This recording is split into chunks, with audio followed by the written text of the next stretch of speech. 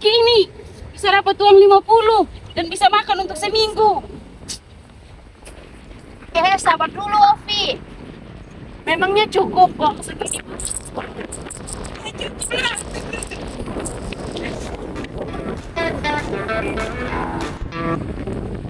Halo teman-teman semua. Perkenalkan kami dari kelompok 10. Perkenalkan, nama saya Maria Novita Bele dengan NIM 2501070100. Perkenalkan nama saya Gracia Teranelita dengan NIM 5011056. Perkenalkan nama saya Sofia Andrea Dikana dengan NIM 250107016. Di sini kami akan membahas materi tentang lemahnya rupiah. Selamat menyaksikan. Halo teman-teman semua, pernah tidak kita merasa ketika kita berbelanja sedikit, tetapi kok harganya semakin mahal? Jadi belakangan ini nilai tukar rupiah melemah terhadap dolar Amerika. Bagi sebagian orang, ini hanya sekedar angka, tetapi kenyataannya sudah kita rasakan, seperti harga BBM naik, bahan makanan juga mahal, dan uang kita itu serasa tidak kuat lagi. Lalu, mengapa ini terjadi? Apa dampaknya dan juga apa solusinya? Ayo kita bahas dalam video ini. Halo teman-teman semua, pada kesempatan kali ini saya akan menjelaskan tentang kenapa rupiah bisa melemah.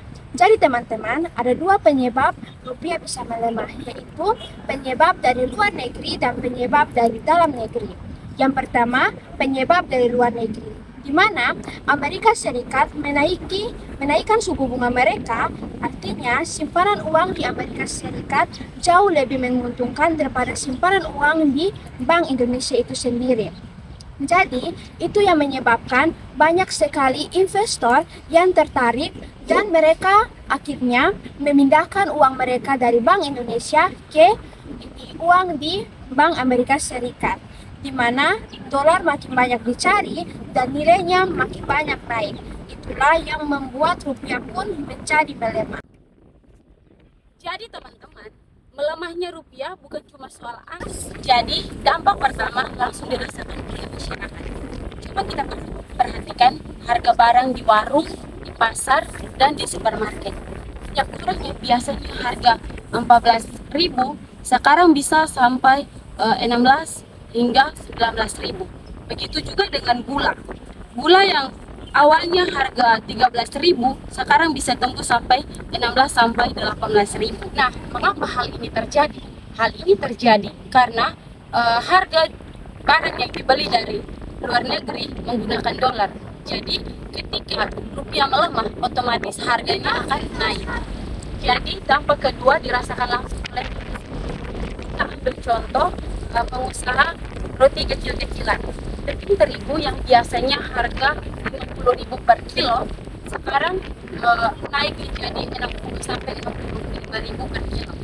Jika produksinya 100 kilo sebulan, pengorbanannya masih bertambah jutaan rupiah. Jadi ketika pengusaha itu tidak menaikkan harga penjualan tersebut, otomatis keuntungannya itu tidak dapat. Dampak yang ketiga dirasakan langsung oleh negara. Yang kita tahu bahwa Indonesia banyak mengimpor BBM dari luar negeri. Nah, ketika rupiah melemah, biaya belinya naik. Supaya harga BBM di masyarakat tidak ikut naik drastis, pemerintah harus tambah anggaran subsidi. Akibatnya, uang yang seharusnya bisa dipakai untuk bangun sekolah atau rumah sakit harus dialihkan untuk menutup selisih harga tersebut. Jadi, jika situasi terus berlanjut tanpa penanganan yang tepat, maka pertumbuhan ekonomi bisa melambat dan kesejahteraan masyarakat secara keseluruhan ikut terhambat. Jadi teman-teman, melemahnya rupiah bukan isu yang jauh dari kehidupan kita sehari-hari, tetapi dampaknya nyata dirasakan oleh kita semua, mulai dari ibu yang beli di pasar juga merasakannya, para pengusaha juga merasakan, dan negara pun ikut merasakannya. Nah, solusi apa sih yang bisa kita tawarkan? Ada dua solusi yang bisa kita tawarkan. solusi yang pertama, solusi jangka pendek dan solusi jangka panjang. Solusi jangka pendek ialah Bank Indonesia harus menjaga suku bunga mereka untuk tetap menarik di depan mata para investor dan melakukan intervensi pasar supaya harga nilai rupiah tetap stabil. Dan pemerintah juga harus menghemat pengeluaran negara dan mengendalikan harga barang impor supaya kebutuhan pokok tidak melonjak terlalu tinggi. Yang kedua, jangka panjang, di mana solusi yang paling mendasar adalah memperkuat struktur ekonomi, di mana caranya adalah dengan mengelola hasil bumi dan menjual barang yang bernilai jual tinggi, bukan hanya menjual bahan mentah saja. Kita juga harus mengurangi penggunaan barang impor kita dengan membangun industri kita sendiri, serta kita juga harus memperkuat ketahanan negeri kita dan pangan nasional kita. Baik teman-teman, jadi pelemahan rupiah itu terjadi akibat gabungan tekanan dari luar dan aktivitas ekonomi yang terjadi di dalam negeri kita. Jadi, pemulihan rupiah ini tidak dapat dilakukan secara instan.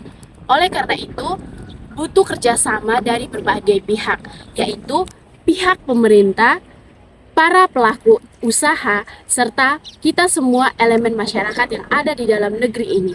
Jadi teman-teman, jika ekonomi kita semakin kuat dan mandiri, maka nilai rupiah kita pun dengan sendirinya akan naik dan tetap stabil dan membawa manfaat bagi kita semua. Sekian materi yang dapat kami sampaikan, semoga bermanfaat dan dapat menambah wawasan bagi teman-teman semua. Jangan lupa like, comment, dan subscribe! I just had to let you know you're